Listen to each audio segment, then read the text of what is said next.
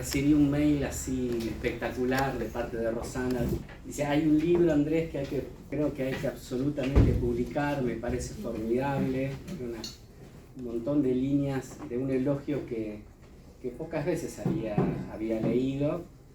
Y por supuesto, como yo soy muy obediente, procedí, ¿no? Si Rosana lo dice, por algo es, esta es la realidad, ¿no?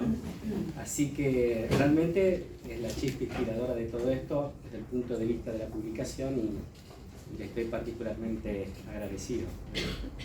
Y Ariel, a vos por haber aceptado este convite de comentar, cuando lo pensamos con Emilia, nos pareció una gran oportunidad, pero sobre todo para que lo pudieras leer y evaluar, ¿no?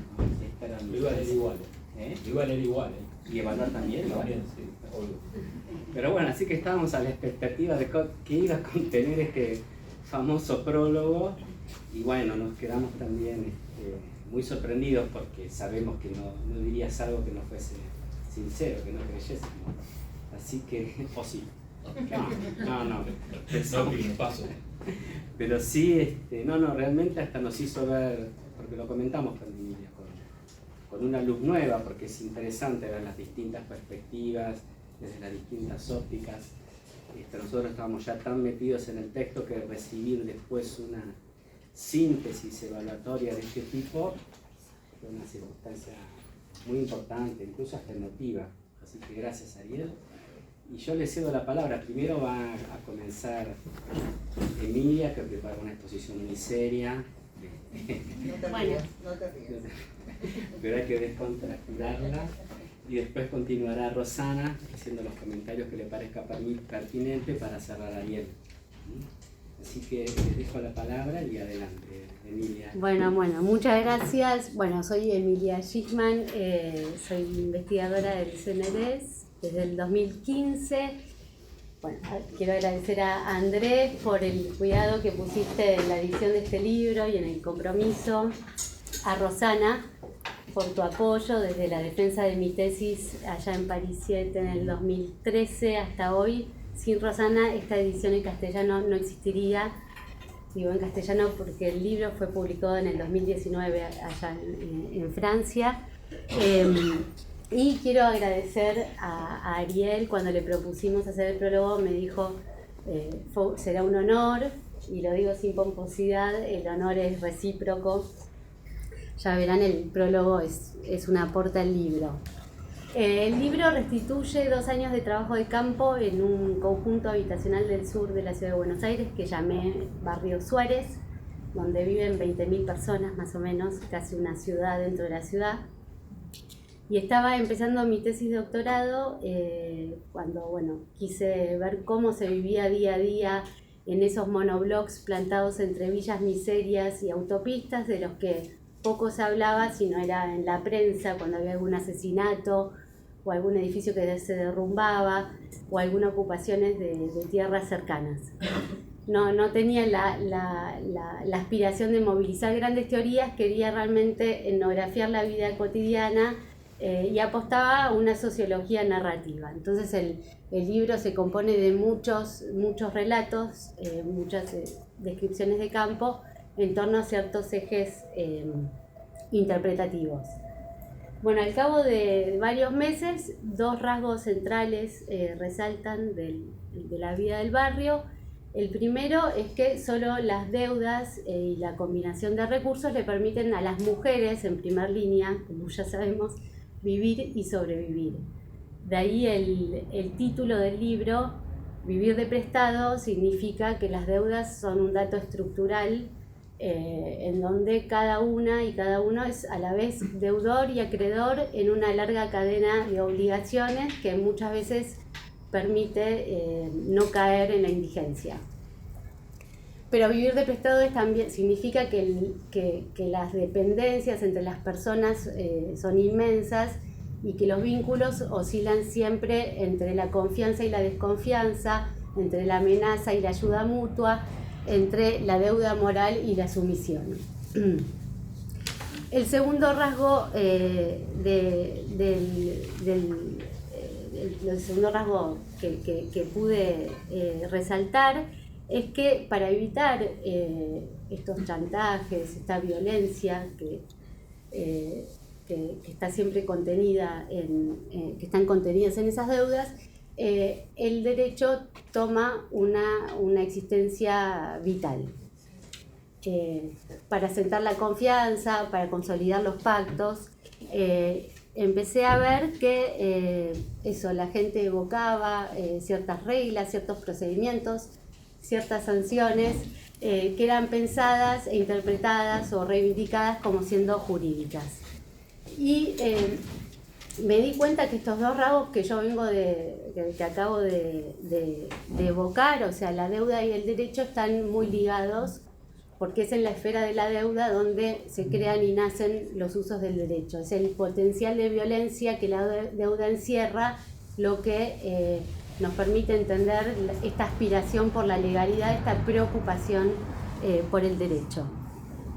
Entonces empecé a rastrear las maneras cotidianas de pensar y de movilizar las reglas entre parientes, entre vecinos, en las relaciones con las dependencias del Estado, sin tomar estas reglas o este derecho como una realidad exterior o predefinida y sin apelar a un conocimiento experto, ¿no?, de juristas. En cada préstamo de dinero, por ejemplo, o en cada pedido dirigido al Instituto de la Vivienda, o en cada ocupación sin título, podía rastrear justamente cómo se evocaban, invocaban ciertas reglas, procedimientos, sanciones reivindicadas como jurídicas. Entonces el libro no trata solo sobre deudas, ni sobre la vivienda, ni sobre la pobreza, ni sobre el derecho propiamente dicho, sino que todas estas cuestiones están mezcladas en lo que yo llamé un derecho vivo, que es lo que me gustaría explicitar. Entonces, dos palabras sobre el enfoque. No me concentré ni en la legislación, ni en la jurisprudencia, ni en los expertos del derecho, ni en los movimientos sociales, que son el objeto de muchos trabajos en sociología del derecho, sino que me centré en la vida cotidiana del barrio, exploré las formas de tendencia en las viviendas, las economías domésticas y los vínculos de parentesco, y leí muchas de las cartas que los residentes enviaban a las autoridades, y traté de seguir algunas de las peregrinaciones que hacen por las dependencias del Estado. Y me armé de paciencia porque mis interlocutoras desconfiaban. Y como lo señaló Rosana en mi jurado de tesis, mis interlocutoras estaban siempre en guardia para defender sus bienes, su dinero, sus documentos, sus títulos, la comida, los muebles. Y durante los primeros meses me identificaban con una figura estatal. Y con el tiempo entendí que la confianza, ya sea conmigo, con el nuevo vecino o con el empleado de la ventanilla, se parece mucho a la legalidad que describo en el libro. Hay que recrearla continuamente. Hay que fabricar su protección con deudas y con favores a cambio, y con acciones continuas, repetidas y reivindicadas como jurídicas. Entonces, la pregunta a la que todos mis materiales de campo responden, y que me costó muchos años formular, es simple y se resume en cómo se vive, se dice y finalmente se construye el derecho en este contexto preciso de este complejo urbano y en sus usos cotidianos. Y ese es el hilo conductor del libro. Claro que, esta cuestión del derecho vista desde los barrios pobres puede parecer a algunos como irrelevante o de poco alcance o de poca importancia. Me acuerdo cuando empezaba mi tesis, un sociólogo reconocido me dijo que era ridículo trabajar sobre el derecho en los barrios pobres en Argentina. Te vamos a preguntar quién es esta. No lo voy a decir. Aviso, va a ser mi primera y única pregunta. No lo voy a decir. ¿Argentino o francés? Es verdad. No tampoco va a preguntar. Que conocía bien la Argentina. El comentario me desestabilizó y después de la confusión lo tomé como una hipótesis. Como si los barrios populares fueran zonas fuera del derecho, donde las relaciones están reguladas o por la moral, o por el clientelismo, o por la violencia, a excepción del derecho penal, ¿no? Pero ¿qué pasa cuando hay que volver a empezar todas las semanas las rondas por las ventanillas del Estado para encontrar una ayuda social? O frente a relaciones familiares conflictivas, o cuando uno ocupa una vivienda sin título, o frente a deudas impagables que toman rápidamente el camino de la violencia. Los protagonistas de todas las deudas que caracterizan estas relaciones buscan una estabilidad, y en esta búsqueda el derecho adquiere una existencia vital. Y bueno, cuando me empecé a dar cuenta de esto, empecé a buscar herramientas en mi disciplina de base, en la sociología, y en particular en la sociología del derecho. Y a grandes rasgos pude identificar dos posiciones distintas. La primera identifica el derecho con las instancias oficiales, o sea, el derecho es la ley, son los códigos, es la jurisprudencia, son los expertos, y solo los actores vinculados a estos expertos pueden movilizar el derecho o usarlo estratégicamente. La segunda posición deriva de una relectura de la sociología weberiana del derecho, en donde el derecho ya no es más una fuerza que se impone desde arriba, desde afuera, ya no es más una fuerza dominante, es un recurso que los individuos pueden utilizar, movilizar e interpretar, y que orienta sus conductas.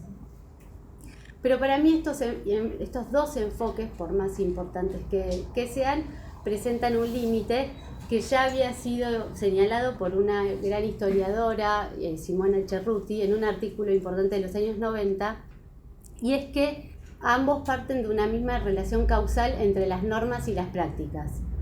Primero vienen las normas y después las prácticas se adaptan a las normas, las usan o las transgreden. Pero la cuestión de dónde se construyen las normas se descarta de antemano. Y a mí me parecía que un terreno como el del barrio Suárez justamente nos permite invertir la perspectiva y pensar en la capacidad que tienen las prácticas masivas, repetidas, consideradas como legítimas, para transformar las condiciones jurídicas, para crear prerrogativas y para generar adaptaciones por parte de las instituciones. Entonces la relación entre las normas y las prácticas cambia. Y como vamos a ver, esta posición teórica no fue en absoluto un presupuesto de la investigación, se deriva del método etnográfico que adopté y de los resultados a los que llegué. Bueno, voy a tomar agua ahora. Entonces ahora sí puedo entrar de lleno al trabajo de campo. El complejo Suárez fue construido en los años 70 para realojar familias con bajos recursos, radicadas de las villas miseria o del centro de la ciudad cuando se descongelaron los alquileres. Teóricamente, una vez instalados, los adjudicatarios firman rápidamente el título de propiedad, pero ya sea por deficiencias administrativas o por falta de pago, los títulos de propiedad no se transfieren.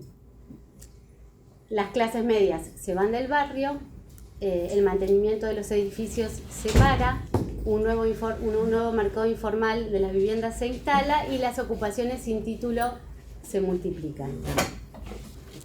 Y al momento de la investigación, 40 años más tarde, la mitad de las viviendas están en propiedad privada, pero la otra mitad se distribuye en un amplio abanico de formas de tenencia que va del propietario, o sea, del titular con un contrato de compraventa, con un boleto de compraventa, más o menos endeudado, al ocupante sin título, pasando por el heredero sin papeles, el inquilino, el subinquilino y el alojado.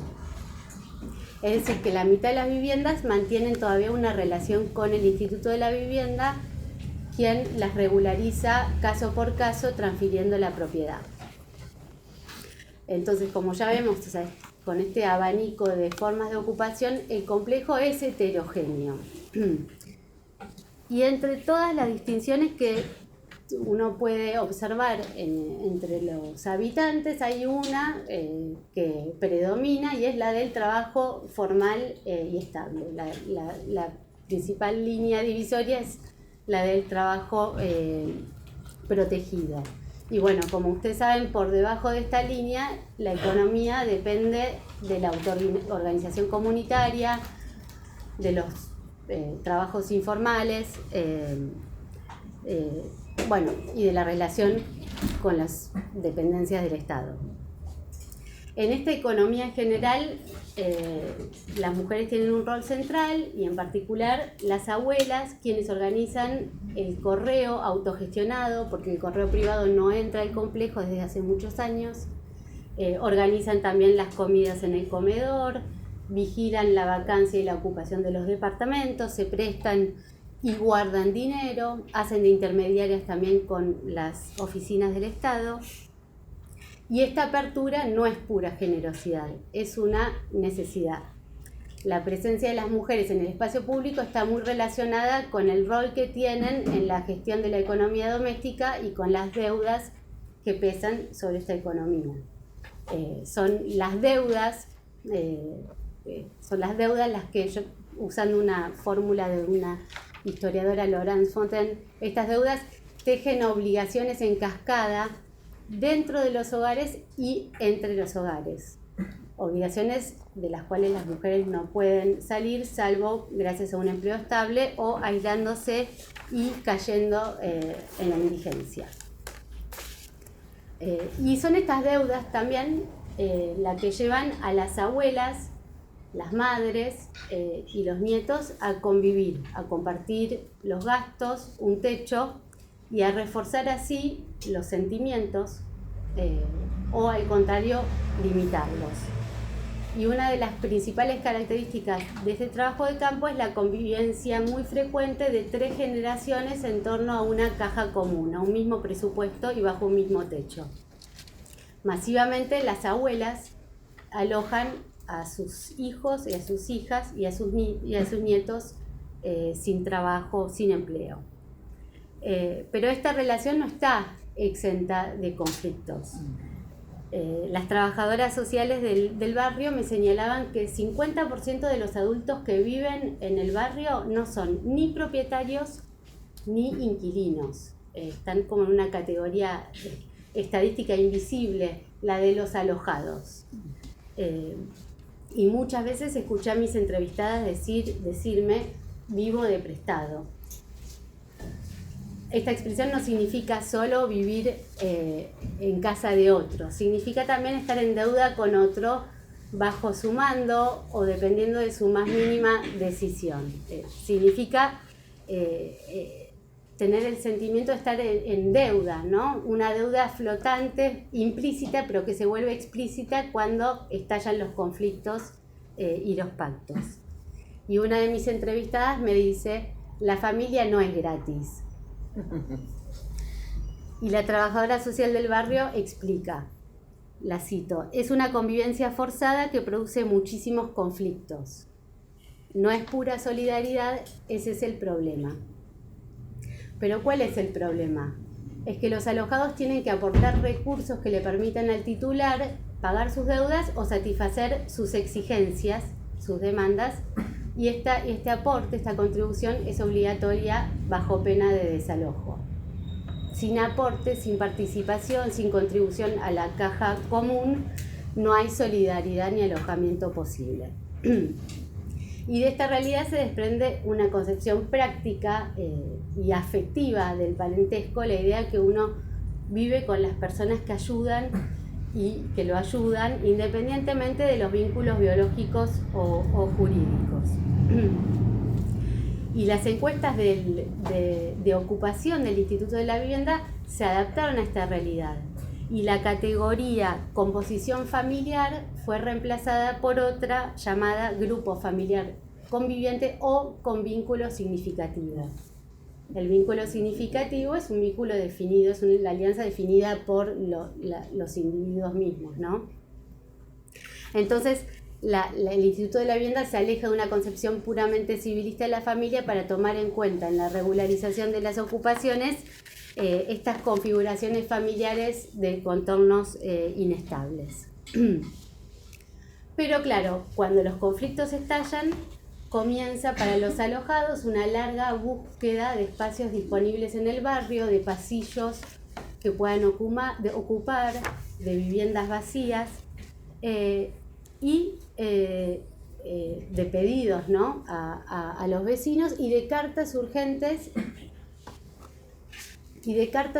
dirigidas a las autoridades. Como por ejemplo estas. Leo algunos fragmentos de estas cartas.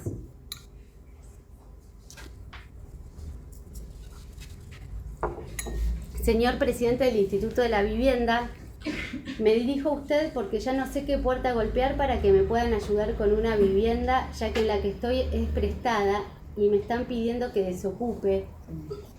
Y la verdad, no tengo a dónde ir. Estoy anotada en los planes de vivienda y me dicen que son a largo plazo. Le mandé una carta a la presidenta y todavía no tengo respuestas. Por favor, si puede ayudarme, ya no sé a quién pedirle. Otra. Señora presidenta, llevo 3 años rodando como una piedra de un lugar al otro. Ahora me prestaron una piecita, no tengo ni agua en la pieza que me prestaron. Se me parte el corazón escuchar rezar a mis hijos y pedirle a Dios un lugar donde vivir. Que Dios la bendiga.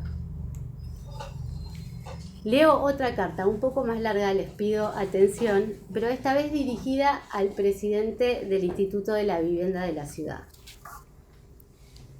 Señor presidente, me dirijo a ustedes con el deseo de contar con su ayuda, ya que me encuentro en una situación difícil. Soy Elvira Chávez, soltera de 32 años, tengo 2 hijos. Soy único sostén, ya que a pesar de vivir con un hombre durante 5 años, lo único que recibí fueron malos tratos e insultos. Tengo pocas posibilidades con mis escasos recursos de lograr pagar un alquiler. Por lo tanto, no tenía opción alguna que no fuera soportar y esperar de escapar de semejante situación, cosa que se produjo con la desgracia de un vecino muy querido por toda la comunidad del barrio donde habito. Se trata de Alberto Morales, que vive en la escalera 3, que desgraciadamente falleció, al que yo cuidé con cariño los últimos meses de su vida. Y este buen hombre, tratando de devolverme los cuidados desinteresados que le brindé, ya que vivía hacía 15 años solo, en un estado deplorable de higiene, me cobijó con mis hijos sin solicitarme absolutamente nada a cambio. Resulta que ahora aparece una mujer que dice que es dueña y que ni siquiera tiene llave y pretende vender o alquilar sin haber pertenecido nunca al barrio.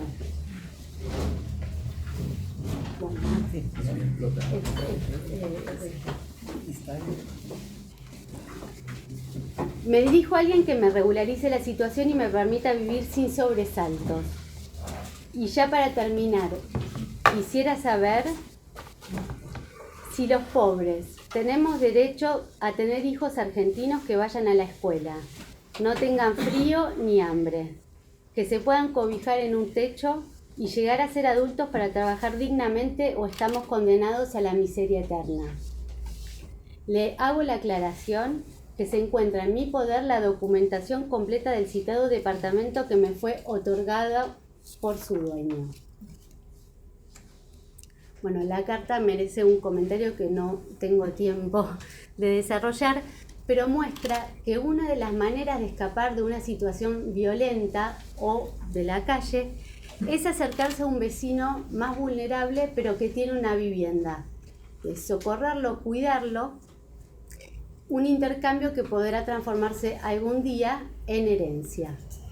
Deuda de cuidado contra herencia, esos intercambios son más frecuentes de los que yo hubiera pensado y nadie se escandaliza. Porque las personas mayores del barrio, los vecinos y las trabajadoras sociales arbitran entre 2 normas del derecho formal. La primera, que es la obligación legal de ayudar a un pariente en situación de necesidad, y la segunda es la sucesión familiar del derecho civil. Para ellos, una familia que es incapaz de ocuparse o de cuidar a un pariente en situación de necesidad, dependiente o enfermo, pierde la condición de heredera. Y al contrario, la transmisión de la vivienda es una manera de reconocer la ayuda prestada por un allegado o un cuidador. Entonces, esta mezcla de cuidados, de transacciones económicas, de sentimientos dentro o fuera de la familia, lo que produce una forma de legitimidad a partir de la cual se hacen estos pactos de sucesión o se transfieren los documentos de las viviendas. Entonces, como vemos, una solución al problema de la vivienda es heredar un departamento sin tener el título, comprarlo, también sin título, o simplemente ocupar sin título. Pero a falta de títulos legalmente certificados, claramente identificables, las amenazas y la lucha por la apropiación de los departamentos prevalece. Y esto da lugar a lo que yo llamé un trabajo de instauración de la legalidad, que no es solo individual, es colectivo, para poner en orden el desorden de las ocupaciones. Entonces, por ejemplo, en un primer momento la ocupación se legitima invocando nociones del derecho civil, social o penal. La familia estaba en la calle, no tenía dónde ir, entró sin efracción y está dispuesta a pagar las expensas y las mensualidades correspondientes. En un segundo momento, la ocupación, la continuidad de la ocupación se comprueba con documentos escritos y testimonios.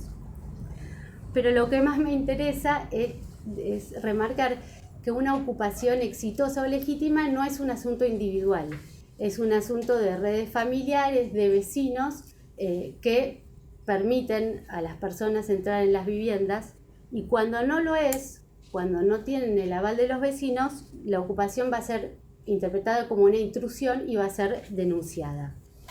El éxito de una ocupación depende de estar inserto en estas redes de sociabilidad obligatoria de las que hablé antes. Entonces, el derecho de propiedad tiene una dimensión colectiva evidente. Podemos decir que la persona que ocupa permanentemente una vivienda, que se ocupa de los vecinos, que asume responsabilidades en el edificio, que paga las expensas, es una persona, es un ocupante legítimo que va a poder reunir todos los papeles y va a poder mandar expedientes completos al Instituto de la Vivienda para ser regularizado.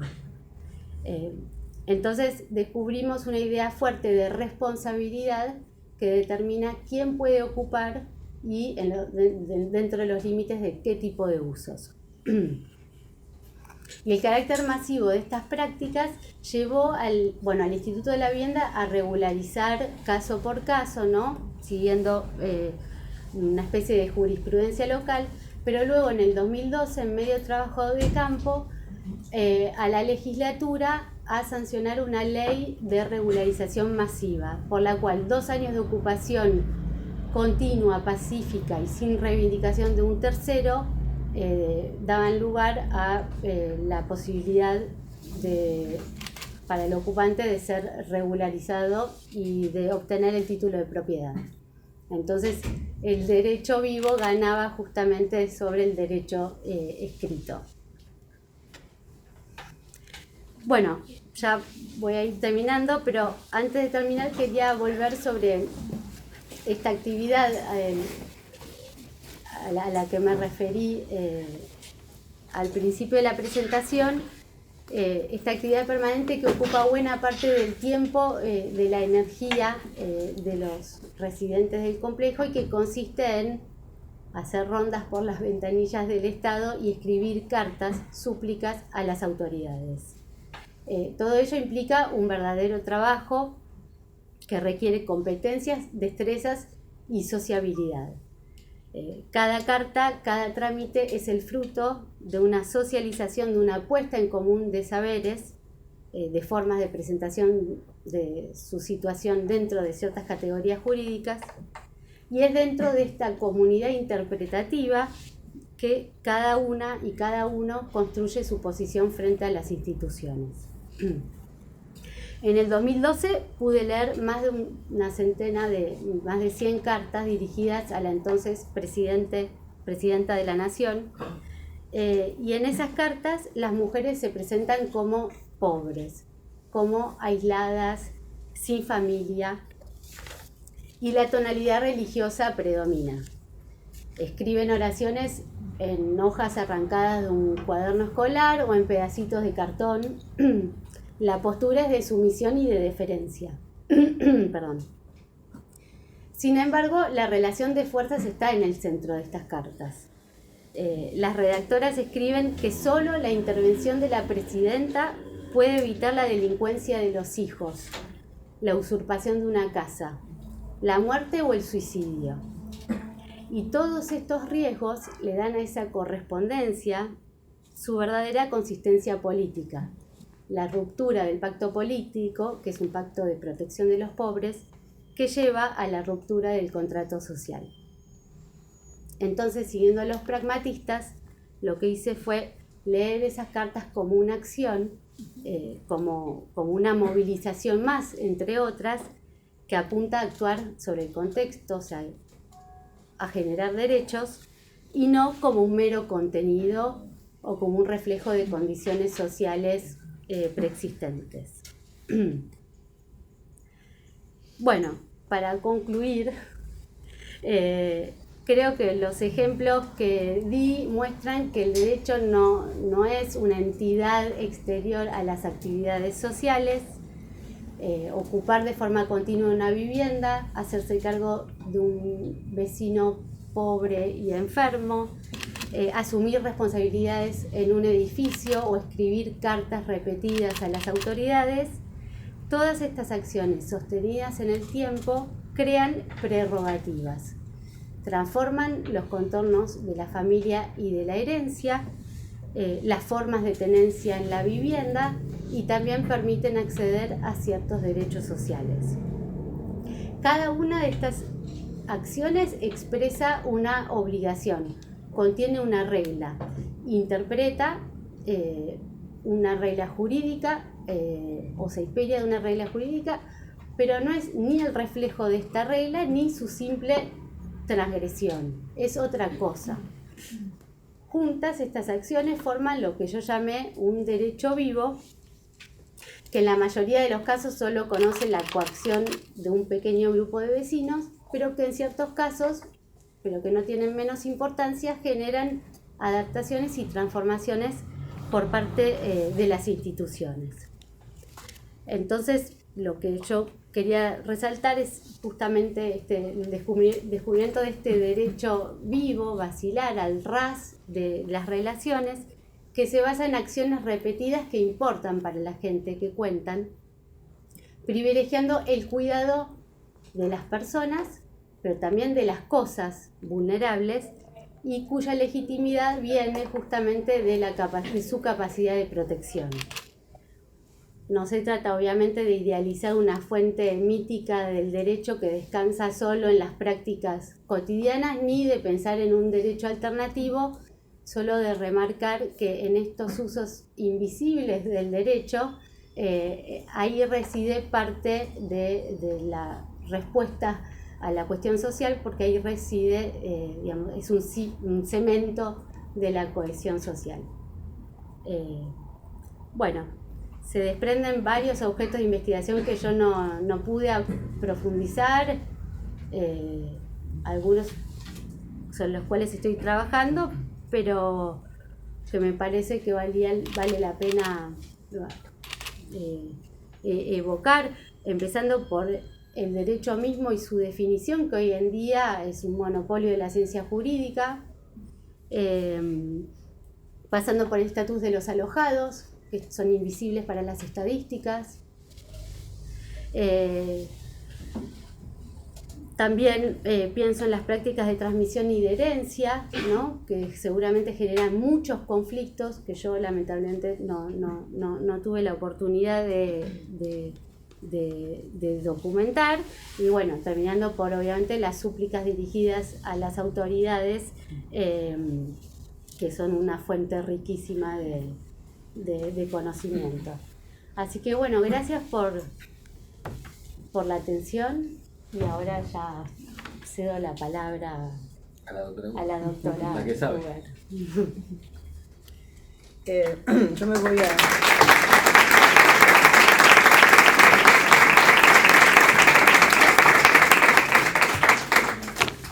Bueno, yo hace 40 años fue la guerra de Malvinas, como ustedes saben, contra Gran Bretaña, y yo estaba en una villa miseria. Una villa miseria de Avellaneda, que se llama Villa Tranquila. Y habiendo pasado 1 año y medio, 2 años, salió en el diario que había un vecino del linde de esta villa, pero que no estaba del lado de la villa, vio que le andaban rondando la camioneta y se la estaban por afanar. Y entonces este tipo agarró una escopeta y entró a disparar y mató a una mujer, era enero, mató a una mujer que estaba durmiendo afuera, que estaba embarazada y tenía 5 hijos, 6 hijos.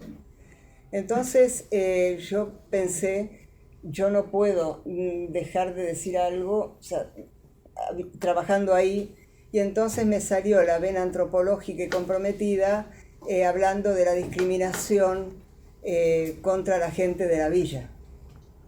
La verdad de la milanesa es que le estaban por afanar la camioneta y el tipo reaccionó como reaccionó, y eran además, como dice decía un antropólogo brasileño, Roberto Cardoso Oliveira, la sección de fricción interétnica, porque es ahí donde fricciona, ahí está el conflicto, ¿no? Entonces, a los 2 días volví a Villa Tranquila y había uno que era el fotógrafo, y estaba parado en la puerta y me dice, leí el artículo. Ah, ¿qué te pareció?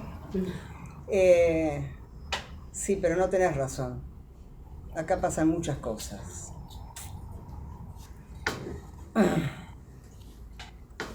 Bueno, nada. Lo único que uno tiene que hacer en esos casos es esperar que venga el próximo evento, porque el próximo evento va a llegar. Y entonces llegó con una bruta inundación de una bruta lluvia que hubo en junio del mismo año, creo que era el año 84, y en los medios salía que la gente se quedaba en los techos de las casas y que no se iba, y que cómo que no se van a ir, y que miren lo que pasa, y que se pueden derrumbar, y que puede haber accidentes, y que qué sé yo, y que qué sé cuánto, y entonces yo escribí otro artículo que se llamaba Sobre llovido, ¿no? Y el artículo era mostrando que la gente no se iba porque no tenía la titularidad de la casa. Entonces, no tenía la titularidad de la tierra, de la casilla, en la mayoría de los casos. En aquella época había mucha construcción de chapa todavía, ¿no? Chapa de cartón y chapa de chapa, de zinc. Y la reacción fue completamente distinta, ¿no? Porque yo explicaba un mecanismo, y era un mecanismo que tenía que ver con esa zona gris donde hay un montón de gente, sobre todo en los bordes del ferrocarril, que son terrenos fiscales, un montón de gente viviendo, y esa gente que está viviendo ahí no es echada, y el Estado está atravesando todo esto, por ejemplo, a través de los asistentes sociales, la posta sanitaria, la parroquia, está lleno de Estado ahí. Y de ahí salía la pregunta, ¿no? De cómo es que funcionan estos espacios que a todas luces en ese momento eran fundamentalmente las villas, terrenos ocupados ilegalmente, y sin embargo todas las vidas se hacen sobre esta lógica, ¿no? Y la lógica era esa, era la de defender la tierra, defender el derecho de ocupación de ese lugar, porque además es el lugar el que tiene la relevancia, porque tiene toda la trama de vecinos que me ayudan, que me hacen favores, que me cuidan a los pibes cuando yo me voy a trabajar, etcétera, etcétera, ¿no? Yo creo que fue por eso que fui a dar a este jurado y a esta tesis, que me cayó una tesis de 400 páginas. Estos son 150. O sea que acá lo que hay es un trabajo infernal de condensación conceptual. Y evidentemente yo me fui a ese momento porque en realidad lo que Emilia explica es aquella advertencia de qué es lo legal y lo ilegal acá y cómo están totalmente entramados, ¿no? Y además a todas luces, a la vista de todo el mundo. Cuando yo empecé a leer la tesis, lo primero que aparecía era este tema de la confianza, ¿no? La confianza como el mantra de que, bueno, yo estuve, nos pusimos a conversar y entonces tuvieron más confianza en mí. Y yo digo, ¿cómo va a tener confianza después de 2 horas de estar conversando? Pero acá la confianza era otra cosa encima, porque es precisamente no tener confianza es lo que a mí me permite sobrevivir.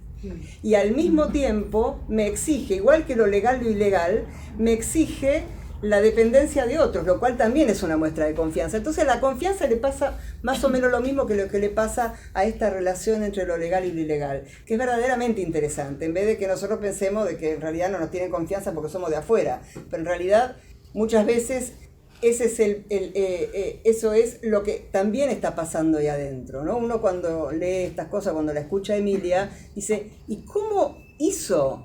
¿Cómo llegó a estas cartas? A transcribir estas cartas, porque las lee, porque las cita, ¿no? O los papelitos con las cuentas pendientes de una señora que tiene, creo que arriba del televisor, que tenía todas las deudas muy ordenadamente y muy en prioridad, siendo la última del Instituto de la Vivienda y siendo las primeras la de los vecinos. Le debo tanto a tal por cosmético, le debo tanto a tal por, ¿no? O lo de Chapatmalal también, lo de la vacación, ¿no? Entonces, cuando yo empecé a leer la tesis, dije, sácate la deuda y no la van a saldar y esto va a ser terrible. Y a medida que iba avanzando en la tesis, y eso que era en francés, y el francés no es lo mío, pero bueno, ya después me olvidaba en qué leía, ¿no? Entonces iba avanzando y lo que iba viendo era que el texto me asfixiaba. Me asfixiaba porque era cada vez peor y cada vez más enterrados en esto de la deuda, ¿no? Son esas cosas que algunas películas muestran, y esa es también la primera escena de Sorba el griego, ¿no? Donde una persona se está muriendo y están las personas agarrando las pertenencias del moribundo, ¿no? Es esta cosa tan desesperante, ¿no? Y en todo esto, pululando, los agentes de Estado, como los asistentes sociales, inclusive los taxistas, los remiseros del barrio, porque no van tampoco los taxis, pero que también terminan siendo una especie como de ayuda social, paga y todo, pero ayuda social, ¿no? Y hay 2 cosas que quiero decir. Una es cuando en realidad estar endeudado es la garantía de que no estás afuera, ¿no? Y que es ese muy delicado límite entre la confianza y la desconfianza, porque te doy la plata para que me la tengas, para que me la cuides. Después esa persona me empieza a evitar. Y entonces le pido la plata y no me la da, y se la gastó. La persona a la que yo le di la plata para que me la cuide, se la gastó, ¿no? Entonces es esta la trama de confianza, la trama de respetabilidad, de capital simbólico, que permite que la gente siga adentro, y los esfuerzos denodados porque la persona que lo gastó seguramente no tuvo más remedio que gastarlo. Y si a eso le agregamos el juego y la droga, chao, ¿no? La escena de que la abuela es el gran capital de la casa porque es la que recibe la pensión o la jubilación mes a mes, es de un desgarro que a esa mujer evidentemente no va a ningún geriátrico, porque esa mujer tiene que estar ahí porque es la que cobra, es la única que cobra sistemáticamente. Y lo otro es que cuando yo leía, revisando el texto, decía, ¿y ahora eso debe ser un desastre? Porque además vos acá citás, creo que 2 planes, dos programas de asistencia del Estado, ¿no? Y ahora, como que todo se reprodujo exponencialmente, ¿no? Entonces, lo que debe ser esta realidad, que es de ¿qué años? Y el trabajo de campo fue entre el 2010 y el 2012. Imagínate, pasó de todo. Y no solamente no se resolvió, sino que además es muy probable que encontremos como otros recursos más, ¿no? Para seguir adentro, que es lo... finalmente es eso, es que la deuda es la garantía de seguir adentro de un sistema de red y de contención social al mismo tiempo que de vigilancia. Porque, mira, una heladera nueva, ¿esta pagó las expensas? No pagó las expensas. Y lo hago público a través de una carta. O sea, es también lo despiadado del control, de este control, el precio que uno también paga, ¿no? por estar adentro, ¿no? Bueno, yo quería, fundamentalmente decir eso y después quería conectarlo con algunos textos interesantes que hay de la época y previo también, pero de la época, que es, por ejemplo, un texto de Patricia Fasano que se llama De boca en boca, y que analiza el chisme en el Gran Paraná, en un barrio que se llama La Pasarela, ¿no? o General Belgrano, La Pasarela. Y ella analiza el chisme, mirá lo que se compró, ¿no? El chisme como forma de competencia y al mismo tiempo de valorización de uno, de capital simbólico, para ser merecedor de... en ese caso, de los beneficios que tenía estar relacionado con el Club de Abuelas, que es la organización social comunitaria del barrio y que recibe fondos de afuera, ¿no? Entonces, esta era una, y acá realmente se jugaba perfectamente. Y la otra cosa es esto de derecho vivo, ¿no? Pues derecho vivo, hay una antropóloga argentina que habla de política viva, que se llama Julieta Quirós, y una antropóloga brasileña que también habla de política viva, ¿no? Y de teoría viva también, que se llama Marisa Peirano. Y lo que quiero decir es, estos conceptos, que bueno, en el caso tuyo vos tomás de alguien que por ahí podés aclarar un poquito más, pero esto de la política viva en realidad es esto, o sea, es no recuperar desde la lente distante de cómo funcionan las cosas o cómo no funcionan, sino cómo realmente la gente se las ingenia y mostrar eso con todas las tensiones y con todos los tonos, ¿no? Con los tonos de desesperación, con los tonos de urgencia, con los tiempos y con los espacios, ¿no? Con los espacios comprimidos de todas estas convivencias que sin duda tienen que generar conflicto porque a eso a lo que están permanentemente enfrentándose, el conflicto pero pagando ese precio para poder seguir adentro, ¿no? Entonces me parecía interesante cómo esta obra dialoga también con otros textos que conozco, de los pocos que conozco, y debe haber un montón, ¿no? Así que, muchas gracias, Rosana.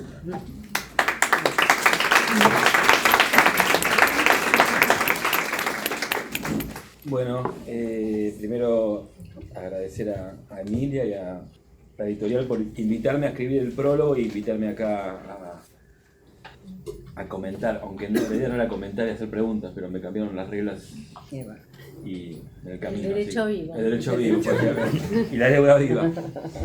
Pero así que, no, y precisamente la deuda viva es reflexión o vivo, y estaba viendo gente que está en el público, colegas, y está Mariano Perlman, que hace etnografías económicas, Cravino, que trabaja, digamos, sobre barrios, Leticia Barrera, que anda por ahí, que hace etnografía jurídica, Está ahí, me perdí. Luisina Permite trabaja en etnografías del Estado. Digo, en mi cabeza voy conectando nombres, temas y, digamos, y todos esos temas están acá dentro del libro, ¿no? Entonces, cuando uno dice cuántas conversaciones tiene un libro en simultáneo, va mostrando que es un gran libro, ¿no? Porque si muchas personas, esto estaba pensando recién, pueden entrarle, y de hecho fue así, digamos, mientras lo iba leyendo, las puse en contacto a Emilia y a Luisina y a Leticia. Bueno, son del IDEAE, discúlpenme a los que no son del IDEAE, pero me toca. Era decano, sigo siendo decano mientras lo leía, entonces iba haciendo las networking. Por el mismo sueldo, ¿eh? Entonces, un primer comentario es ese, digamos. Es una gran etnografía total, porque hay muchos temas, muchas conversaciones que están enhebradas de una manera muy fina en su escritura y conceptualmente también de manera muy fina, que creo que eso es algo genial en un libro, ¿no? En una tesis una cosa y en un libro más todavía, que lo conceptual y la escritura. Y primera pregunta, sociología narrativa, ¿qué es eso? Queremos escuchar, que nos cuentes. En la narración y en lo conceptual aparece muy finamente y de manera muy rica enhebrado. Ahí, y esa manera de escribir, esa manera de pensar ponen como muy en claro, como recién lo narró Emilia, lo sintetizó en la presentación, y algo dijo Rosana, la justificación del título, que el título no sé si lo trabajaron con Andrés, pero vivir de prestado, o sea, uno termina el libro y dice, loco, o sea, vivir de prestado, o sea, deuda y vida son cosas que uno puede pensar de manera indescendible, digamos, que uno puede encontrar, leemos y esas cosas, ok, está acá. Ahora, pero encontrarlo en una etnografía hecha, digamos, en un barrio, en un complejo habitacional acá de Buenos Aires, narrado y desplegado en su detalle y como, a ver, digamos, con todo Rosana, que imagino en la tesis, esos detalles son mucho más extendidos, se queda fascinado porque, nada, la deuda está viva, porque es parte de la vida y el lector, digamos, no lo duda. Digamos, no duda que eso sucede, que es así y que las personas que viven en ese complejo habitacional tienen un compromiso total con respecto a qué es lo que pasa con las deudas que ellos tienen, con las deudas que ellos deben, digamos. Ese me parece uno de los, digamos, elementos que más quiero subrayar del libro. Eso, digamos, las personas, digamos, tienen comprometidas sus vidas en las deudas, que parece como una cosa, una obviedad o no, parece, hay que leerlo y encontrarlo y llevarse, digamos, como contó Rosana, de manera, digamos, emocionalmente ese registro. Lo de deuda, y ahí, digamos, me tomé, le robé la idea a Emilia, pero bueno, se lo reconocí ahí mismo en el prólogo, así que el que avisa no traiciona.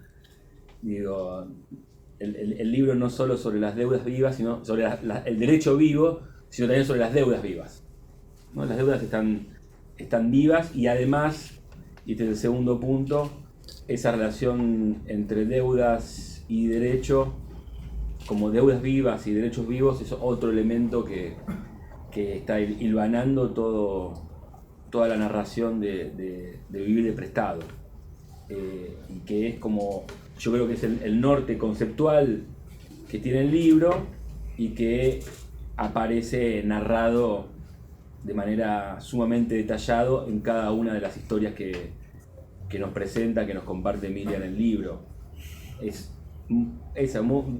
Va surgiendo esa relación entre derecho y deuda. Uno todo el tiempo va encontrando derecho y deuda, tiki tiki, derecho y deuda, todo el tiempo. Y uno se convence, ok, funciona así. En la vida social funciona así. Y uno se pregunta, segunda pregunta, ¿funciona únicamente acá, en este universo? O, digamos, hay una posible, digamos, apuesta a pensar, digamos, más genéricamente o tratar de pensar en otros territorios. Agrego por ahí en la línea de Rosana, estoy pensando que lo publicó ahora, creo que va a salir en español, lo publicó en inglés, el libro de Matías Dewey sobre la salada, que tiene una parte que eso, muestra también cómo una parte de ese mercado, digamos informal o con sus zonas de ilegalidad, también se sostiene por dinámicas de endeudamiento. Digo, hay un diálogo, digamos, con una bibliografía también específica, casi en paralelo, y que creo que también, pero de manera mucho más específica, tu trabajo muestra la relación entre derecho y deuda. Esto, digamos, subrayo una idea que una interpretación que hiciste al pasar y que aparece muy fuerte en el libro y que lo dijiste recién, me pareció como, está buenísimo eso, que es también lo dijo Rosana, que son las jerarquías, ¿no? Las deudas, digamos, no como un universo plano, sino como un universo, digamos, que está plagado de jerarquías, y que ese compromiso que las personas tienen en sus vidas con las deudas es un compromiso por ordenarlas y jerarquizarlas. Están todo el tiempo jugando con eso. Y ahí eso que vos descubrís, que deuda de cuidado mata, para hacerlo muy porteñamente, mata herencia. Deuda de cuidado mata herencia, deuda de cuidado mata ley, digamos. Mata es más fuerte, digamos, y las personas se comprometen para que esa deuda de cuidado termine opacando y termine silenciando lo que la ley establece.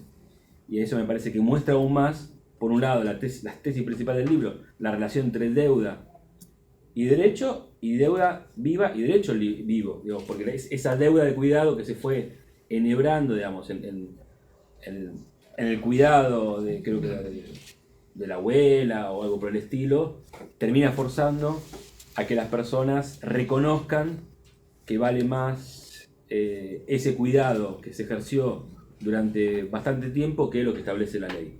Entonces ahí me parece que también el libro nos regala la idea de que las deudas, digamos, no son un universo plano, homogéneo, sino que es un universo de jerarquías, y que hay que ordenarlas. Otro o tercer elemento, por lo menos, que yo quiero como compartir y destacar, a mí me gustó, que lo narraste, lo marcaste, y lo quiero subrayar, que es el lugar de la escritura en el texto, en el libro. Y la escritura aparece por lo menos en dos formas. Uno, que es lo que está en juego, que es la escritura del texto, digamos, la forma legal de la posesión de la vivienda, y las personas que habitan ese complejo habitacional, en gran parte de su tiempo, de su energía, de sus deudas, de sus jerarquías y de su relación con el Estado, pasa por lograr esa escritura, el texto. Y segundo, la escritura, como lo narró al final, o lo subrayó al final también Emilia, la escritura como un ejercicio de ciudadanía ordinaria, ¿no? Este trabajo, gran parte, ese capítulo hermoso que tiene, es un capítulo, ¿no? Bueno, sobre las cartas, es un capítulo. Es un capítulo. Sobre las cartas a la presidenta, a Cristina, digamos, muestra por un lado el lugar de la escritura como un lugar de una práctica ordinaria de ciudadanía. Y ahí me tomo, digamos, de tu última reflexión para preguntar o para polemizar. De alguna manera, en tu reflexión final está la idea de valorar esa práctica de escritura como una práctica de ciudadanía, por lo menos iluminarla. Está interesante que conversemos, bueno, cuál es el rango de esas prácticas de escritura como práctica de ciudadanía en relación a la movilización colectiva, ¿no? Que también es una práctica de ciudadanía. Cómo dialogan, cómo se complementan, digamos, cómo se excluyen, porque me parece que ayuda a pensar un poco más eso, ¿no? Realmente, digamos, no solo describirla efectivamente como lo lográs, como una práctica ordinaria de ciudadanía, sino también entender, bueno, cuál es su fuerza política en relación a otros instrumentos de lucha política que pueden tener estos grupos sociales. Entonces no me queda claro, ojo, no es que estoy para... Te lo pregunto para pensar, ¿no?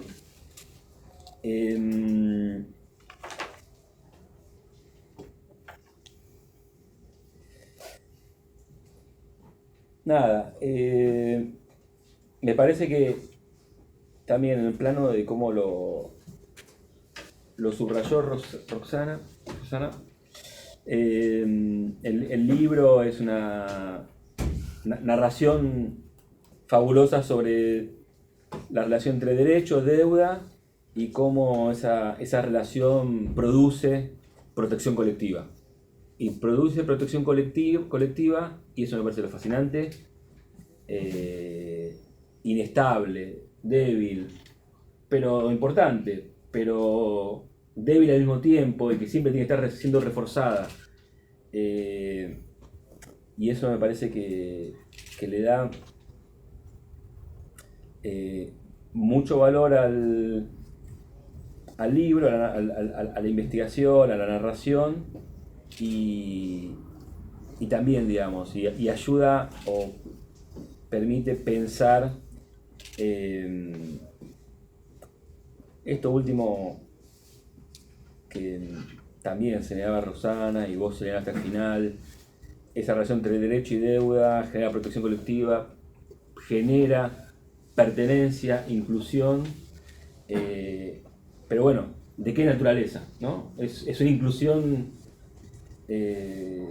o una incorporación, una protección colectiva, ¿de qué naturaleza? ¿Cuál es el estatus de esa protección colectiva? ¿Es un estatus que deja a las personas desprotegidas? ¿O, digamos, es un estatus que requiere, digamos, otra intervención del Estado para reafirmarla? Donde el Estado tiene que aprender esa protección, o el Estado tiene que disolver esa protección e imponer otra.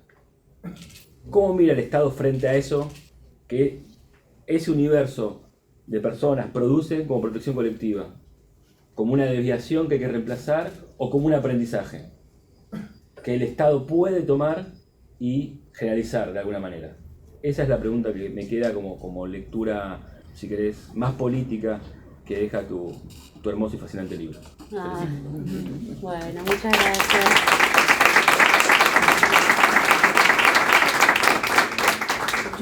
Yo quisiera decir algo escuchándote particularmente, y es cuando hablamos de deuda, si todo es deuda o si en realidad hay una cosa es la deuda y otra cosa es la reciprocidad, que es, como dijo hace 100 años en Los Argonautas del Pacífico Occidental Bronislaw Malinowski, 1922, la reciprocidad como la base de toda sociedad, ¿no? Entonces, acá, si la deuda es una cosa distinta que la reciprocidad, si corre por los mismos carriles y si también puede ser distinta, como por ejemplo la deuda con el Instituto de la Vivienda. Bueno, muchísimas gracias a ambos por los comentarios. Tal vez respondo un poco, ¿no? ¿Qué te parece, Andrés? Y después abrimos... Sí, tenés que sí. No, respecto a... Bueno, al último comentario de Rosana, el tema es que, como vos dijiste al principio, en este contexto la reciprocidad es siempre incierta. El que uno nunca sabe si va a ser reciprocado. Sí, claro. Entonces, y ahí es donde aparece la deuda,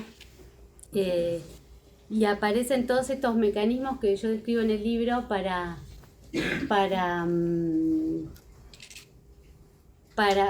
asegurar estos compromisos, para hacer respetar las promesas, para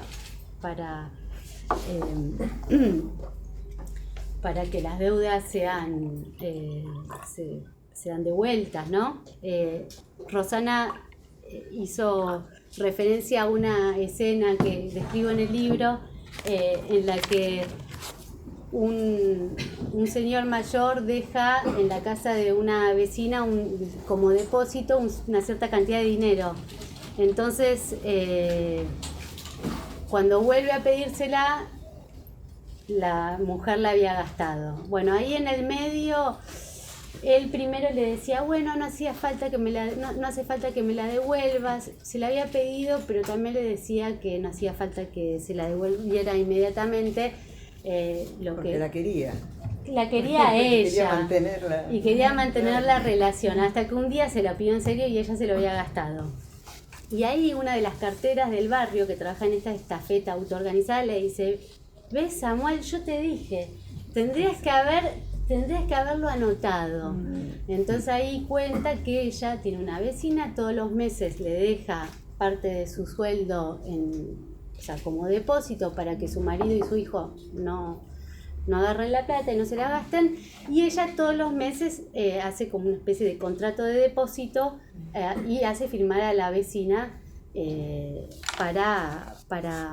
porque las cuentas claras mantienen la amistad y para formalizar el contrato, para separarlo de la relación personal, digamos, que une a las dos personas.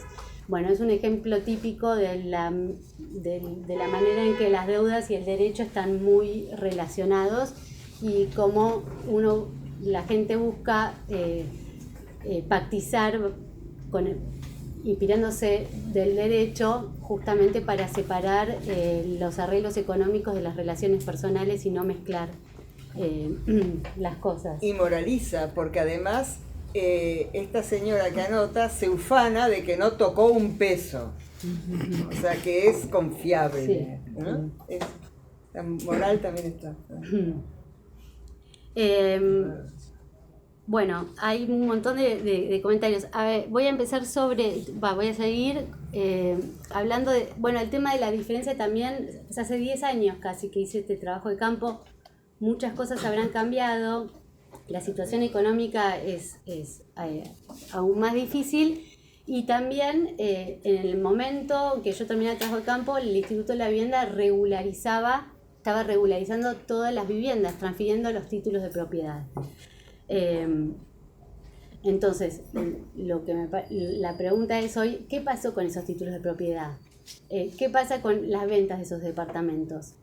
¿Pasan hoy en día por un escribano para transferir la vivienda, o se siguen haciendo transacciones, digamos, transfiriendo el título a nombre de otro por fuera, ¿no?, de los medios, de las vías legales? No, lo digo porque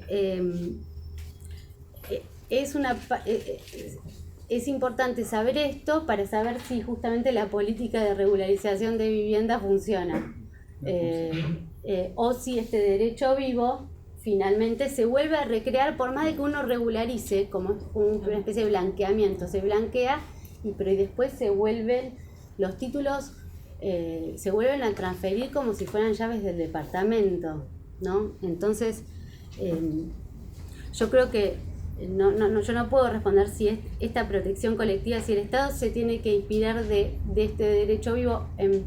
Probablemente sí y no, probablemente hace falta protecciones mucho más sólidas. De hecho, esto justamente lo que, digamos, el derecho estas protecciones colectivas nacen donde la protección social es insuficiente. Entonces, pero esta cuestión de la herencia, y ahí lo relaciono con la pregunta sobre, ¿es acá o en otros territorios? No, o sea, la importancia del cuidado, creo que los cuidados hoy en día sí deshacen, digamos, la sucesión tradicional del derecho civil. ¿Estén institucionalizados o no? Yo me acuerdo cuando pude ver, estudiar un poco la jurisprudencia en Francia sobre conflictos en torno a herencia. Había muchos conflictos por los que la gente mayor quería beneficiar más allá de la cuota disponible, a la persona, al cuidador. Y bueno, la legislación francesa no deja, sobre todo las personas que estuvieron una relación contractual con el cuidador. Ni a médicos, ni a enfermeros, ni asistentes domiciliarios se puede beneficiar. Pero ahí hay, me parece, una especie de legitimidad que va más allá de esa Francia, Argentina, sectores populares, sectores, o sea, clases superiores, sino que hay bueno, una cuestión para pensar sobre el tema de la política del derecho de sucesión, no sé cómo decirlo.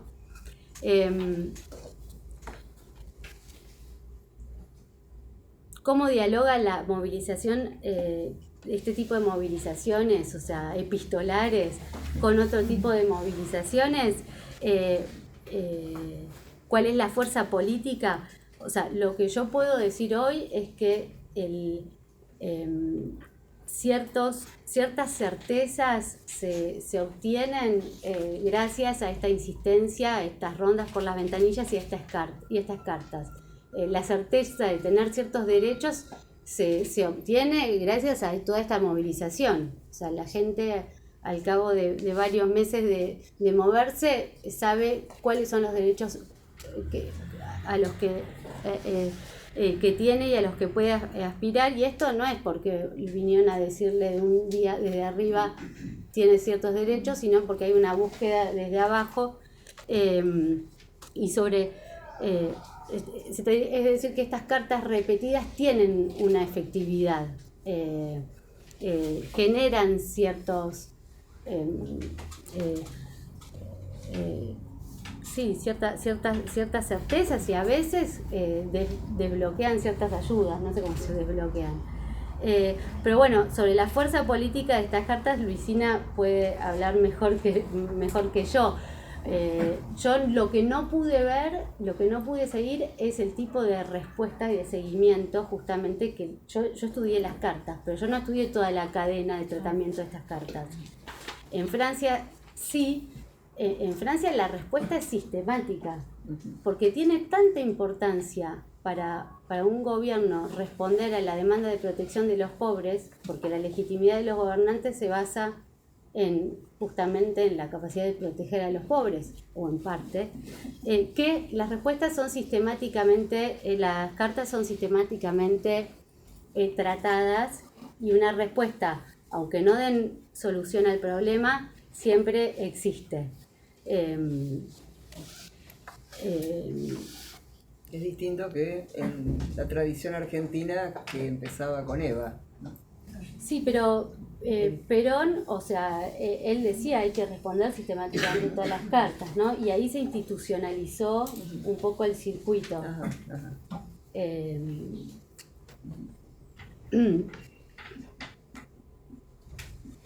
Pero bueno, nada, eso implica un trabajo aparte, digamos, acá en Argentina, sobre justamente qué pasa con esas cartas y cuál es la capacidad de respuesta. O Luisina, tal vez podés decirnos 2 palabras después.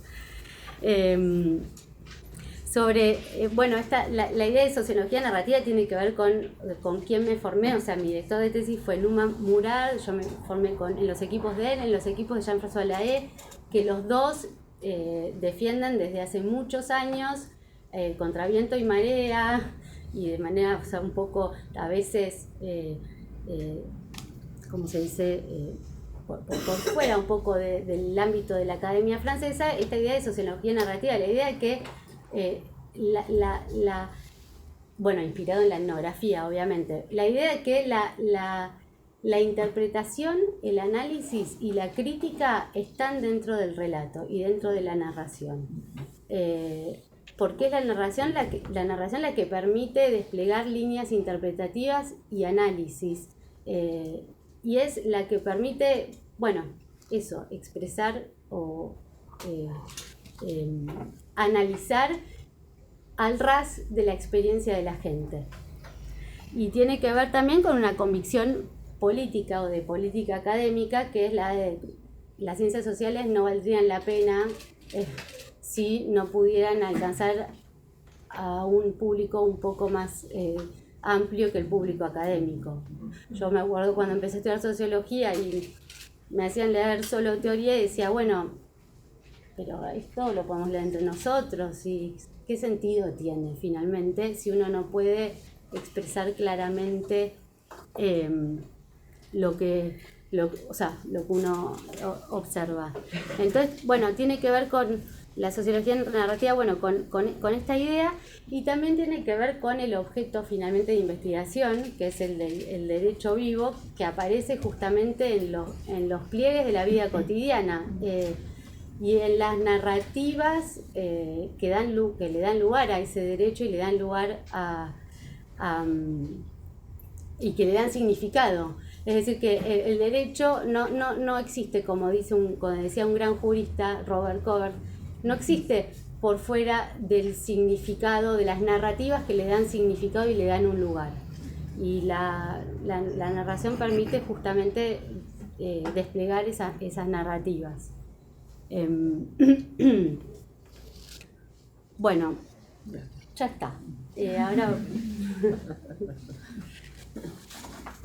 No, quería hacer un comentario a propósito de lo que dijo Ariel de esto de las cartas como práctica puesta en relación con otras prácticas como la movilización, ¿no?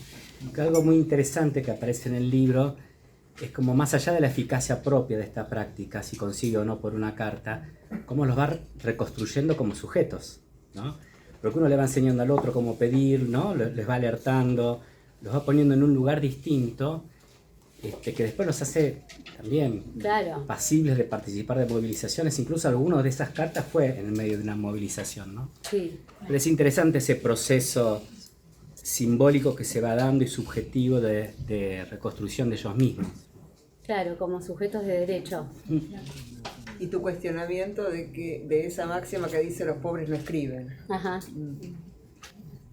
Tengo una pregunta en relación a eso, porque justo quería preguntar por las cartas.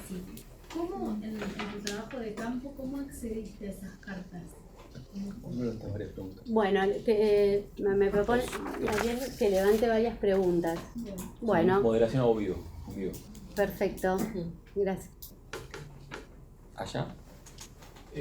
Quería preguntar sobre un fenómeno un poco más actual,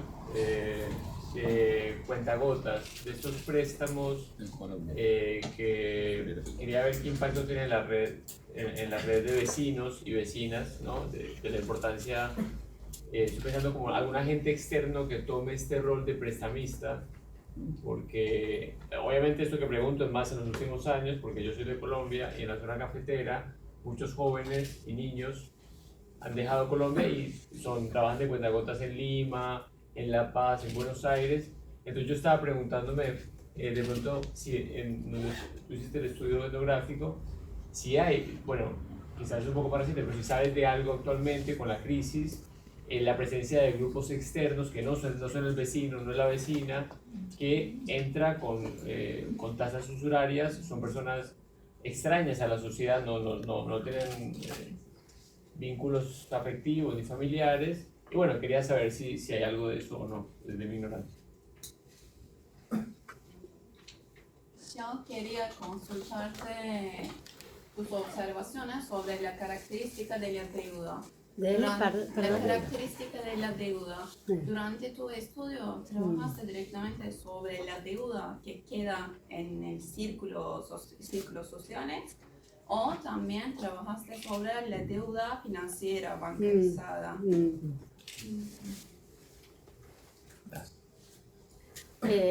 Bueno, gracias. ¿Cómo accedí a esas cartas? Primero, en realidad, yo había trabajado sobre ese tipo de cartas para mi maestría, que la había hecho en un barrio de la periferia de París, en Francia, y bueno, justamente me daba esta idea de que los pobres en Argentina no escriben.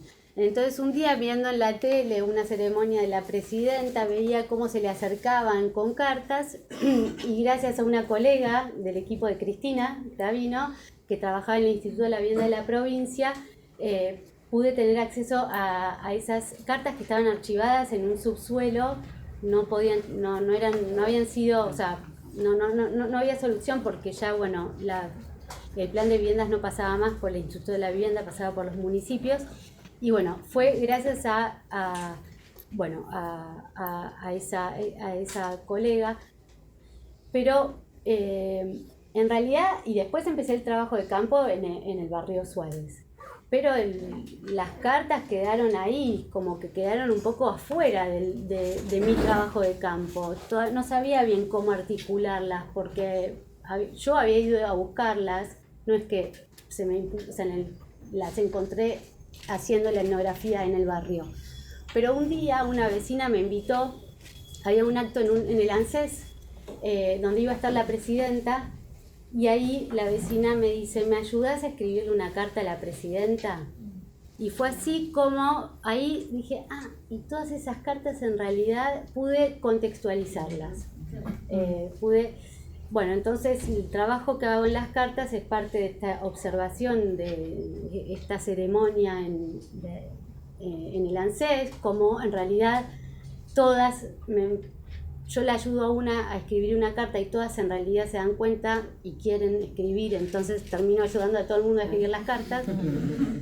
Y bueno, y eso hace el vínculo con todo el material que yo ya tenía archivado y sobre el que todavía no sabía qué hacer. Pero bueno, cartas hay por todos lados. Y respecto a las de... ¿Cómo? Una investigadora que vos no escribiste. Ajá. El investigador produciendo activamente. O sea, soy parte de la economía de los intercambios. Claro. Y no, respecto a las deudas, sobre todo deudas entre parientes y vecinos y respecto al edificio, o sea, deudas de expensas y deudas hacia el Instituto de la Vivienda. No eran deudas financiarizadas, financieras. Salvo algún que otro ejemplo, alguna que otra interlocutora que sí había tomado préstamos en casas de préstamo fácil, ¿cómo se dice? Crédito fácil, pero si no, en general lo que yo trabajé fue realmente deudas interpersonales. Y lamentablemente yo desde esa época, yo después empecé a hacer trabajo de campo en Francia y no podría responderte la pregunta sobre los cuentagotas y cómo hoy aparecen esos prestamistas en el barrio, no. Menos mal. ¿Más preguntas? ¿Comentarios?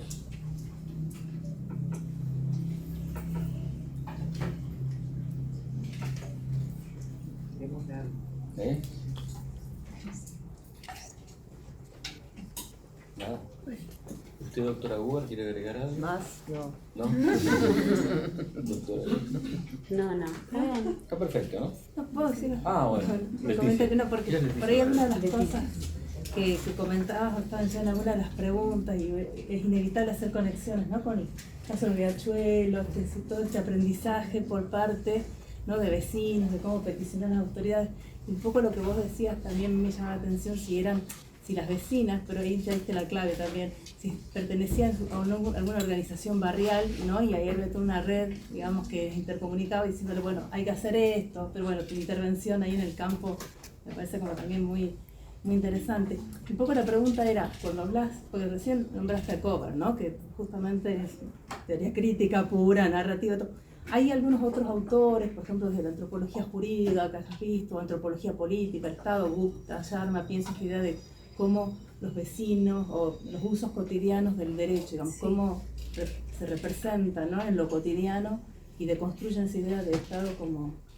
gracias.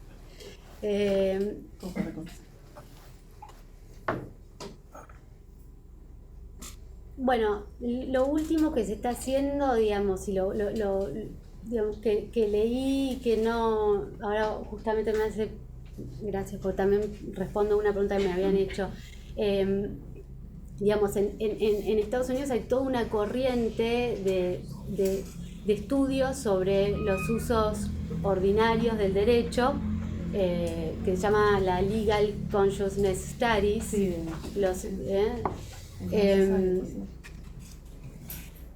y la verdad es que no, o sea, me parece interesante, pero es esta relectura de la sociología weberiana de la que yo hablaba, ¿no? De cómo la gente, digamos, cómo en realidad la tesis es el derecho es hegemónico, imaginario del Estado. es dominante los estudios muestran cómo en realidad la gente, o sea, nada entre normas jurídicas y aplica y orienta sus prácticas en función de esas normas, ¿no? Y bueno, a mí me parecía que esto de quedarse atrapado, o sea, en las yo estaba viendo otra cosa, yo estaba viendo como había normas que no eran el reflejo de las normas jurídicas como estudian esta corriente en Estados Unidos. Lo que más me ayudó a mí fue la lectura de Alain Cotreau, que es un historiador, C-O-T-E-R-E-A-U,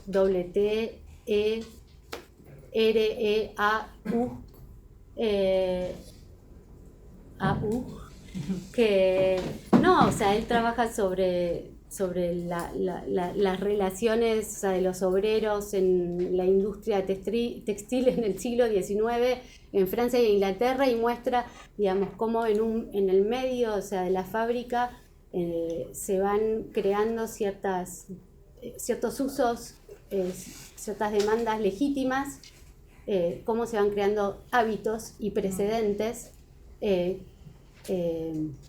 reivindicados como jurídicos que encuentran en ciertos casos una traducción legal. Entonces, cómo este prederecho precede al derecho.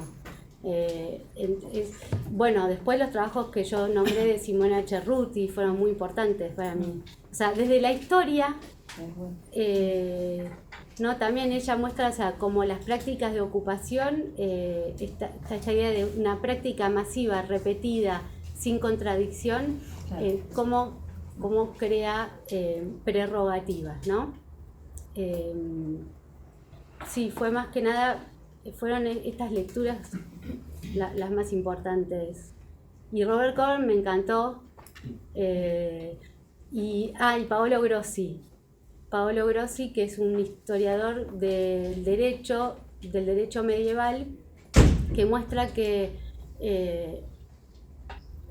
la creación de significado jurídico no necesita de Estado.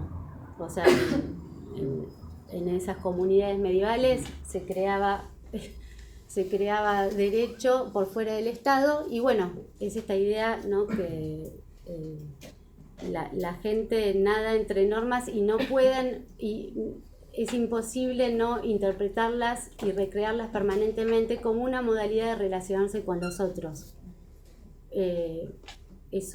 Como que por fuera de las instituciones. Esas creo que fueron las lecturas más importantes en relación al libro. Una cosa, vos en el libro decís, no solamente que la gente usa, que la gente aplica, que la gente hace lo suyo y que genera, sino que además la justicia adopta, claro, y le pone nombre a cosas que genera la gente, ¿no? ¿Te acordás del ejemplo?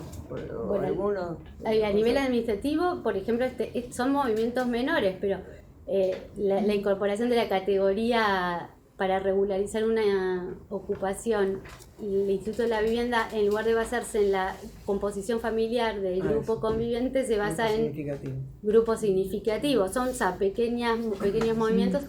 Y bueno, y la ley de regularización masiva, que es una manera de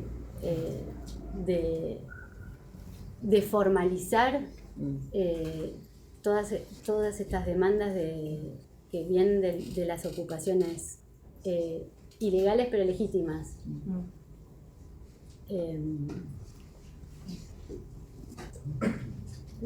¿Aplaudimos? No. Perdón, no he leído el libro, entonces no sé todavía bien a hacia dónde va, me doy un pantallazo por lo que decías, pero se me ocurría mientras estabas hablando y eso, si habías llegado a alguna conclusión o había alguna cuestión que habías visto con respecto a género, digamos, porque veo que los ejemplos que has traído de cartas o de ejemplos como que has visto eran todas mujeres, entonces no sé si eso te da una pista a llegar a algún lugar o partías desde una base ya de... Bueno, sí, creo que... bueno, este derecho en realidad reconoce lo que no reconoce ningún otro tipo de derecho, que son los cuidados. Entonces, ahí donde por afuera el cuidado no tiene valor, es invisibilizado, en estos barrios sí es reconocido como algo que vale, que aporta valor y que genera protección. Y lo que, me interesa también, sí, el cuidado de las personas, pero también el cuidado de las cosas, ¿no? No es solo el cuidado es el cuidado del edificio, es el cuidado de la vivienda, es el cuidado del entorno, ¿no? De las cosas materiales. Y eso me parece que es importante en un momento de crisis ambiental, que también empecemos a ver cómo los cuidados también son hacia, digamos, las cosas pobres, las cosas, como decía las cosas vulnerables. La propiedad en el marco de una disputa mayor de otra propiedad, ¿no? O sea, las cosas es de la propiedad, así sea de cosas menores. Bueno, la propiedad sí, pero también una escalera que se viene abajo, un ascensor que no anda, realmente el cuidado de las cosas materiales. Sí. Más allá de la propiedad. Y que se juega en el pago de las expensas, que claro, es todo un tema, ¿no? Porque eso también te da derecho a que vos tenés el boleto de compraventa, pero no pagás las expensas. ¿Puedo pagar haciendo la limpieza del edificio? Entonces es... Sí, y ¿por qué la gente decide proteger? ¿Por qué la gente decide proteger al ocupante en detrimento del titular que se fue? Porque el ocupante, porque es el que cuida, valora, pone en valor un bien individual pero también colectivo, porque es la dimensión colectiva de la propiedad lo que sale acá, digamos. Porque es quien, el que valora, pone en valor y cuida merece ser beneficiado, y el titular que se fue merece ser sancionado. Y esa fórmula es la fórmula de la prescripción adquisitiva que se creó en el derecho romano hace 2000 años. Y bueno, y la encontramos acá. Sí. Luisina. Muy chiquitito. No, pensaba, Emilia, escuchándote, hay una tesis de una politóloga, un argumento en realidad de una politóloga que está circulando bastante, Alicia Holland, sobre, digamos, aquello que explicaría la tolerancia, la violación de las leyes por parte de las poblaciones más vulnerables, ¿no? O sea, por ejemplo, el derecho de propiedad, o en el caso de la venta ambulante, ¿no? La violación al espacio público, etc. Entonces, el argumento hace como una lectura estratégica de lo que ella entiende como debilidad institucional, ¿no? Es decir, que se tolera o hay cierta indulgencia porque como no hay mecanismos formales, ¿no? De protección, esa informalidad genera, digamos, un mecanismo de transferencia, ¿no? Es como una especie de política redistributiva informal. Claro que para que ese argumento sea factible, bueno, están los políticos, ¿no? Que son los que favorecen, ¿no? Esa indulgencia o esa tolerancia hacia esas violaciones al derecho. Y pensaba que por ahí hay una narrativa alternativa, ¿no? En tu libro a esa explicación, porque hay algo de la sociedad, ¿no?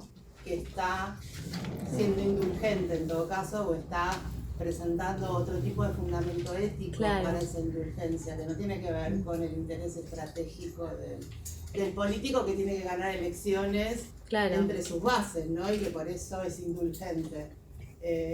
No, y me parece interesante porque hay una comunidad, ¿no?, que está discutiendo, bueno, ¿por qué?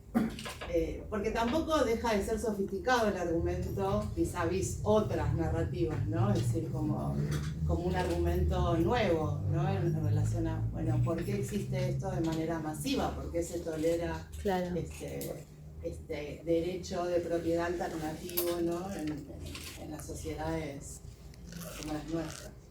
No sé cómo son, pero bueno. Sí, como... no sé si es posible pensar así un contrapunto, ¿no? No, me parece interesante, o sea, porque pareciera como que, o sea, es una mirada bastante desde arriba, ¿no? Sí, o sea, el argumento es más desde arriba, no sé si la investigación, ¿no? Porque la investigación lo que describe es... me hace acordar al libro de E.P. Thompson, que perdón, no lo nombré, pero también obviamente muy importante, de Costumbres en Común, en donde él muestra que, o sea, las costumbres son un resultado de formas de tolerancia, ¿no?, lo que vos estás explicando, y de una mezcla de reglas que vienen, o sea, de reglas jurídicas, o sea, que vienen desde arriba, pero también de presiones de los vecinos. Entonces es como en todo digamos, en toda esta maraña se desarrollan las costumbres y los usos. No es ni uno ni otro, ¿no? Es esta idea de costumbre de Thompson es re interesante. Y sobre todo la cosa instrumental que tiene esa narrativa, ¿no? Yo creo verdaderamente que lo hacen o no tienen más remedio, porque tienen toda esa cantidad de gente que además fue cada vez más, ¿no?, haciendo y viviendo y generando iniciativas que no están aparte, sino que interactúan con y que demandan al Estado. Entonces, no tiene más remedio que tolerar. No, en el que pasó Emilia también, ¿no? Por lo que entiendo, digamos, hay una instrumentalidad, estos existen aperos pragmáticos para entender estas prácticas. Sí. Ahí él habla de Colombia, hay también un autor colombiano que habla justamente a raíz de los desplazados, formas jurídicas que son, en realidad no jurídicas, son reinterpretadas, por ejemplo una carta venta, o sea, como que no existe como tal escrituras, pero se van transmitiendo la propiedad a partir, digamos, no sé, como de promesas de venta. Acá también. Y lo que pasa es que, bueno, respecto a la política pública, perdón, Ariel, es que hay un gran problema y es el acceso a los escribanos. Entonces o sea, y los costos, éramos pocos. Entonces uno puede dar título de propiedad, pero si la gente no tiene acceso a los escribanos para después transferir, hacer, quedamos por eso en la la sociedad de misma. escribanos anda dando vuelta por los barrios, hay un día por año, un par de días por año que da vueltas, en esos barrios. Claro, lo que se encuentran ahí es inescribanable. O sea, se escribe mucho, pero no son los escribanos. Casi boleto compra-venta. En fin. Bueno. Ahora sí, aplausos. Bueno, muchas gracias.